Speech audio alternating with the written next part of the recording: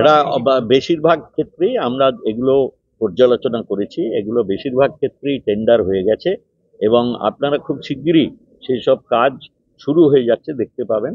অতএব আমাদের যে লক্ষ্যমাত্রা আছে যাতে আমরা এই অর্থবর্ষের ভেতরে আহ, শেষ করতে পারি, সেটা আমরা সুনিশ্চিত করা বা একটা যে আমাদের উদ্দেশ্য ছিল, সেটা এখানে আলোচনা করে আমি আশ্বস্ত যে বেশিটাই শেষ হয়ে যাবে খরচা। উন্নয়নের নিরিখে পঞ্চায়েতের রিপোর্ট কার্ড তৈরি হচ্ছে, সেই রিপোর্ট কার্ডে সংশ্লিষ্ট পঞ্চায়েতের যারা কাজে অগ্রগতি নেই তাদের বিরুদ্ধে কি কোনো ব্যবস্থা নেওয়া না, হচ্ছে? সেটা না, ব্যবস্থা নেওয়ার জন্য আজকে এখানে আলোচনা হয়নি। আলোচনাটা হচ্ছে যাতে কাজটা গতিময় করে, যেখানে কোনো কোনো নিশ্চয়ই অসুবিধা আছে, সেই অসুবিধার থেকে কি করে বেরিয়ে আমরা কাজগুলো সুষ্ঠুভাবে করতে পারি, সেই নিয়েই আলোচনা হয়েছে। সেই জন্য এখানে যে না করলে আপনার বিরুদ্ধে ব্যবস্থা নেওয়া হবে এরকম আলোচনা। বিভিন্ন আমরা আমরা এটা পিএসসি তে আছে একটা বিচারালয়ের কেউ এ নিয়ে কিছু আপত্তি জানিয়েছিলেন, সেই জন্য এটা বিচারাধীন আছে, একটু দেরি হচ্ছে। আমরা যে মুহূর্তে এই সিলেকশন প্রসেস পিএসসি থেকে হয়ে যাবে, আমরা অনেক আম, নির্মাণ সহায়ক পেয়ে যাব, তাহলে আমরা সেগুলো পোস্টিং করে দেবো। এই জেলায় মুখ্যমন্ত্রী এসে একবার বলেছিলেন যে নির্মাণ সহায়কদের স্থান পরিবর্তন হয়েছে, সেটা সেটা হয়ে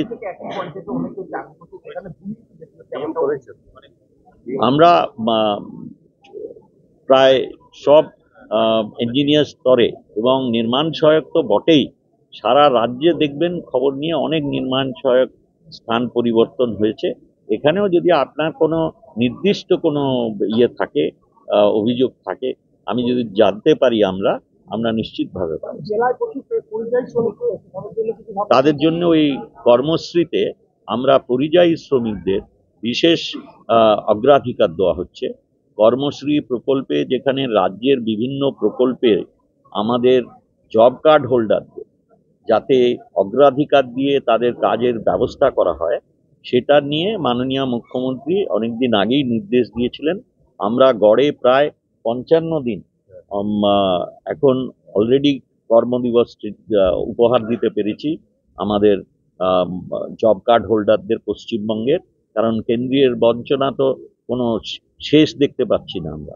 সেই জন্যে আজকেও এটা আলোচনা হলো।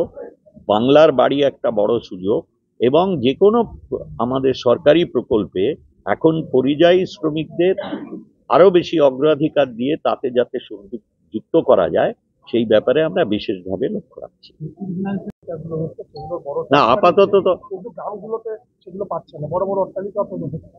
না না, এটা শুনুন, এটা আমরা একটা নতুন নীতি প্রণয়ন করছি। আমরা আপাতত কোনো অনুমতি দিচ্ছি না এই মাল্টি স্টোরি বিল্ডিং করা গ্রাম অঞ্চলে।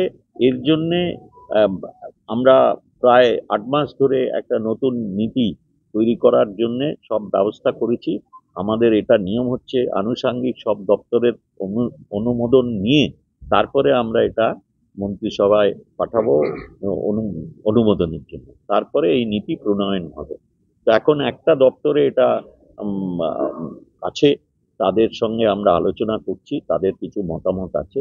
আমরা চেষ্টা করছি যাতে এটা ভবিষ্যতে এই রাস্তাটা আরো সুগম হয়, কারণ অনেকগুলো জিনিস যারা নিজেরা অন্যায়ভাবে অনুমোদন ছাড়াই তারা যেভাবে করেছেন, আর মানুষ আকৃষ্ট হচ্ছে তার বাহ্যিক চাকচিক্য দেখে, কিন্তু প্রাথমিক কিছু জিনিস সেখানে অভাব আছে। সেই জন্য এই সমস্যাটা তীব্র হয়ে উঠছে।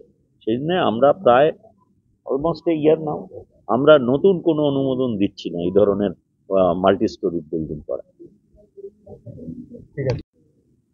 ভালোই হয়েছে, কিছু কিছু জায়গায় যেখানে অসুবিধে আছে আমাদের সেগুলো নিয়ে আমরা আলোচনা করেছি। সেটাই বললাম, কিছুদিনের ভেতরই আপনারা দেখতে পারবেন যে সেই সব গ্রাম পঞ্চায়েতেও কাজ শুরু হয়ে গেছে।